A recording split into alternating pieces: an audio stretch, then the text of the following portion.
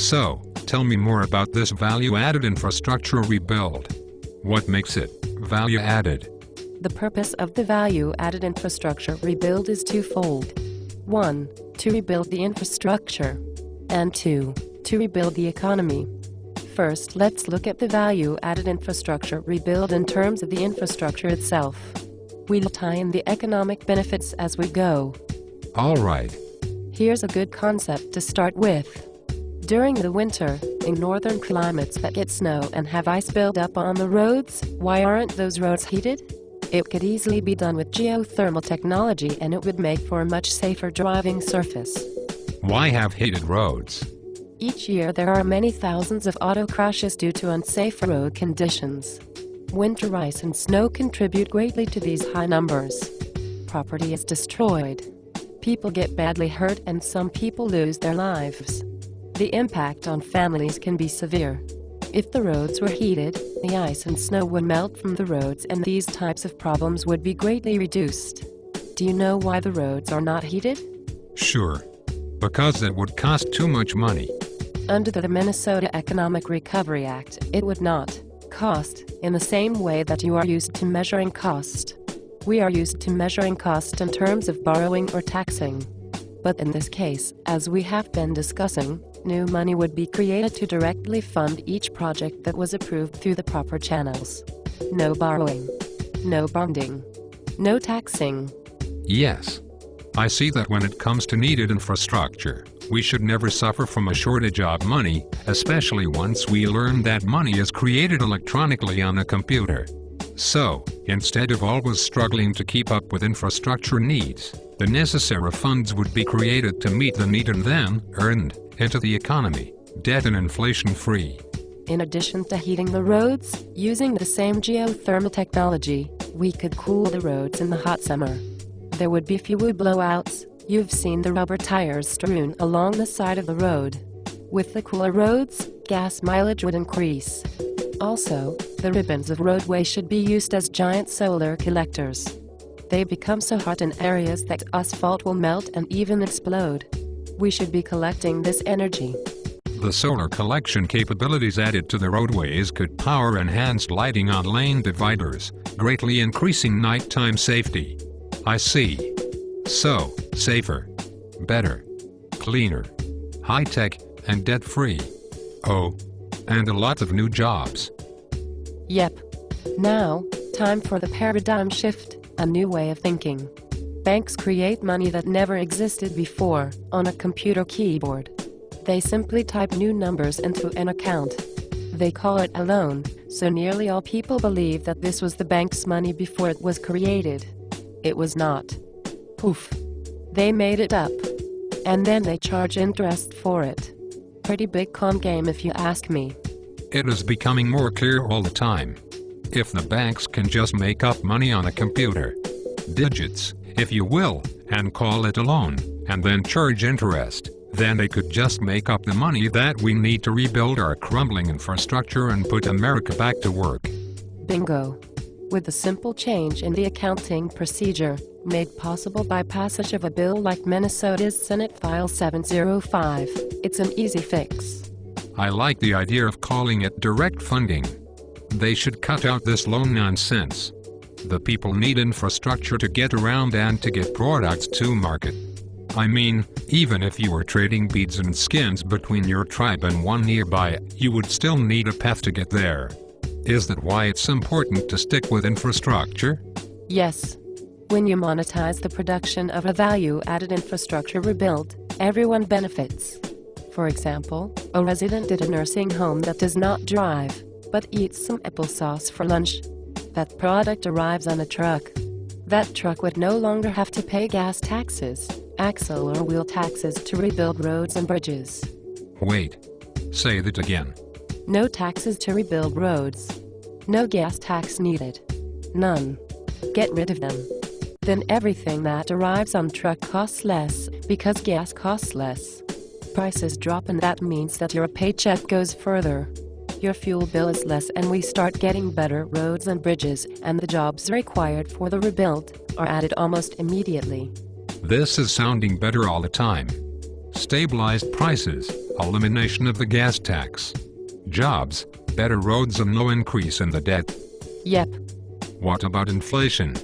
Some say that if you just add money to the economy, it could cause inflation. We would not just be adding money. On the contrary, the new money is matched, step for step, with production and earned into the economy. New production matching the new flow of debt-free money keeps this virtually inflation-free. I'm really starting to get this. All we need is a simple, state-level change in the man-made accounting practices, and the state governments would have all the money they need for a value-added infrastructure rebuild, without taxing, bonding, borrowing or going further into debt. Exactly. And anyway, doesn't it seem silly for a sovereign government to borrow money from banks that don't even have it, and that charge interest on the made-up computer digits they create? When you think about it, it's absurd. Let's talk a little more about the value-added concept and how far it needs to go. Remember, as we are rebuilding our crumbling infrastructure, we are also rebuilding our crumbling economy. Again, heat and cool the roads using geothermal, and collect the solar energy delivered to that space, using some of it for enhanced lighting. Then begin to use your imagination. For example, when it rains, shouldn't we be capturing and filtering the runoff from the roads before returning it to the rivers? All of the road tar, emissions, fuel and oil, in some cases salt and chemical treatments. The knee-jerk reaction is to say that it would be too expensive. With this change we can do it, and we can start immediately. By the way, there would be a huge technology boom, especially if the projects were required to be gentle on the environment. Tell me some of the really big things we could do when we monetize the production of a value-added infrastructure rebuild. The electric grid.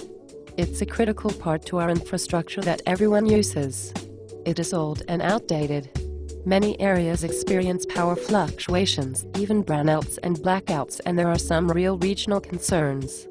For example, in many areas of the US, the weather often takes down power lines, from tornadoes and ice.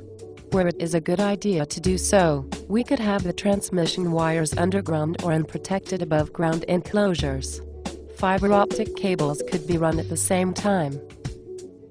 Here is a really big one: desalination plants. To turn seawater into fresh drinking water and water for crop growth. They could be built in arrays offshore, and pipelines could bring the water to areas of the country that are in need. The project's directly funded using this concept. Okay, let me ask you this. Why not monetize everything? Why? We could monetize my snazzy necktie. Not a good idea. My car? Nope. My next bright idea? No. Take it easy. First, we would not be monetizing things. We would be monetizing production. And then only the production of infrastructure when it can be shown to be a benefit to all Americans. We have so much to do now, in terms of a value-added rebuild. We don't have to worry about anything beyond infrastructure. I am concerned about the overall condition of our environment. Could this plan positively impact the environment? Yes. It could have a huge positive effect. Researchers have discovered several patches of plastic, much of it granulated, floating in the oceans of the world. In some areas the ocean water is more like a thick toxic soup. At least one of these patches is the size of the continental US. What? That's right. Massive toxic garbage islands of disintegrating and degrading plastic and poisonous polymers caught up by circulating current. It's choking off plankton growth. Fish are eating it, and it's getting into the food chain.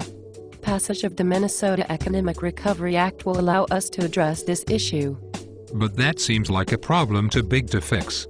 By using the principles of the Minnesota Economic Recovery Act and a value-added infrastructure rebuild, we could directly fund a fleet of 1,000 ultra-high-tech, hydrogen and solar-powered skimmer ships to filter the oceans.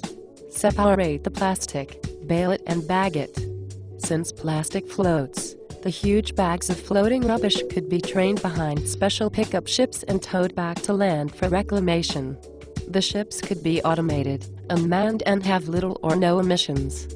Imagine the industry, technology and jobs we could create by targeting a real global cleanup instead of a .com or housing bubble. The air, all of our streams and rivers. and most of our lakes need special high-tech filtration to remove pollutants and heavy metals. Let's get busy and fix it. But won't that cost? Oh, I almost did it again. I have to realize that when it comes to this value-added infrastructure rebuild, we will be earning the money into the economy and not borrowing it in. So, there is no shortage of money for infrastructure when doing things the new way, and the only limitation would be workers. And we have plenty of people out of work. Say, this could really help our own company to grow too, couldn't it? Yes. As long as we use American companies that hire American workers and use American materials. But, if you let decision makers get sloppy with the recovery and send more jobs away from Americans who need them, or buy cheap and sometimes toxic materials from abroad, then we will have no recovery and the debt will remain mathematically impossible to pay. What do you think will happen then? Well, what usually happens when the debtor cannot pay? On a scale the size of the United States, it cannot be good. No. But, it doesn't have to happen. Passage of a bill like Minnesota's Senate File 65 could fix this almost immediately. You can read more about it at moneyaswealth.blogspot.com. I'm going to check that out and read it from the beginning of the blog. This could be the thing that fixes our broken economy. I think it is. Let's talk more later. That would be good.